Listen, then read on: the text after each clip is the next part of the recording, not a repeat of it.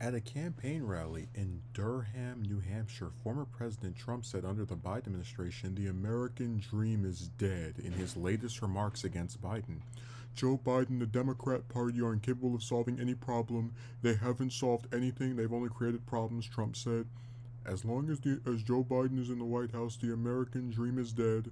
Trump continued saying things will change the minute polls close next November because he will win again and that crooked Joe Biden would be gone. Even though, okay, whatever. The former president predicted that it would be a historic victory by Christmas of next year. He then said the economy would be roaring back, energy prices would plummet, and the hordes of migrants crossing the border will have ended, which earned him cheers and applause. Trump, who is polling ahead of the other Republican presidential candidates in New Hampshire, asked voters to help him secure the nomination before anyone else could find their footing, the Associated Press reported. According to polling in the state from the Hill's partner Decision Desk HQ, Trump has a decent lead with 45.9% of support. Former United Nations Ambassador Nikki Haley is in second with 20.8%. Former New Jersey Governor Chris Christie trails behind with 12.8%, followed by Florida Governor Ron DeSantis at 8.9%, and entrepreneur Vivek Ramaswamy at 8.6%. The New Hampshire primary is set for January 23rd. The first in the nation, candidates are spending time in the Granite State attempting to sway voters and earn support for the remaining few weeks. Before we get into what Trump said, I find it really interesting that during that last debate, you had Ramaswamy tell Christie to get the hell out of the race, like walk off the stage, just get out of the race, don't stop running.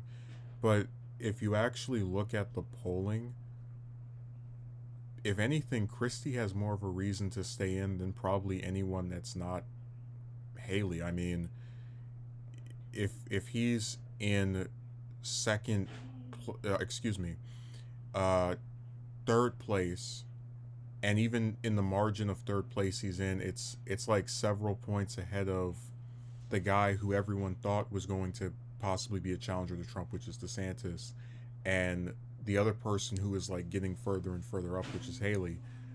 I don't see any justification for him to get out. Like if you wanted to tell him to get out, you should tell DeSantis and Ramaswamy as well. Like you could argue Christie at the very least has New Hampshire. What does Ramaswamy have? What state is he polling highly in? um, so this is just more generic Trump stuff. I mean, the Democrats aren't capable of solving any problem. Well, that is true. They're a very difficult party to support, to root for, to back, because when you look at something like Roe v. Wade being overturned, they didn't take the chances they had to codify it in the law. When you look at many of the conflicts that we have overseas, they're very slow to act, and usually when they get out of one or two, they start another one in its place. I mean, Biden pulls us out of Afghanistan, finally, stops selling weapons to Saudi Arabia, or excuse me, pulls us out of Yemen, but then is still selling weapons to Saudi Arabia, and now we're getting involved with Israel, and we don't even have to talk about Ukraine. So, if anything, you could argue that they are incapable of solving issues, but where we have to stop ourselves from fully agreeing with Trump is, well, what exactly are you proposing as the solution? How, in what way should we believe you're going to make things better? Um, as long as Joe Biden is in the White House, the American dream is dead. Well, it was dead before that. I mean, we can go back to several years ago when Trump's health care bill gutted the ACA, and even more people were off health care. And this is a guy who went from supporting single payer in his stupid book that somebody else probably wrote for him to kicking people off their insurance. Um, I mean, and then you go through some of the specific ideas that are laid out here. The economy would be roaring back. I guess if you want to spin that, but a lot of people had problems with the economy under Trump as well.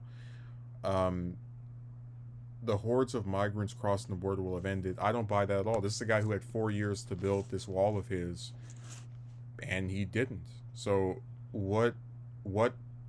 Like, we're not even talking about Republican voters, but like what independent voter who is not just strapped to the Democratic Party, so someone that could theoretically vote one way or the other, what independent voter is going to say, "Oh yes, person who's already been president didn't solve any of this. Uh, why am I supporting you again? How am I supposed to believe that you're going to make things better the second time around? It's incredible.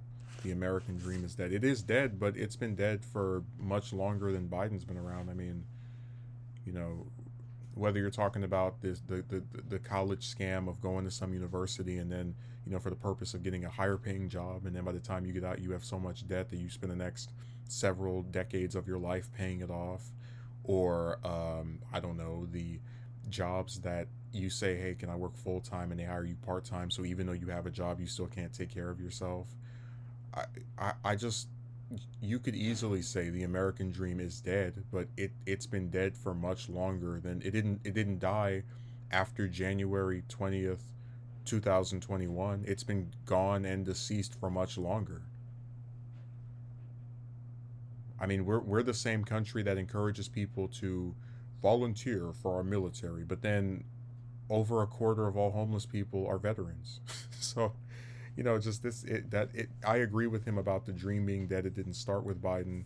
I think in a few areas he's made it a little bit better. He's stuck by some unions, and in some instances he's reduced some student loan debts, right? Little tiny cracks and crevices. Um, but the idea that Biden killed it is wrong, and the idea that Trump is going to suddenly make everything better is even more incorrect. This is a problem that has gone on for many years, many decades, and I just don't have confidence that either of these men is going to fix things. But we're stuck with them, unfortunately, because of just a bad hand, really.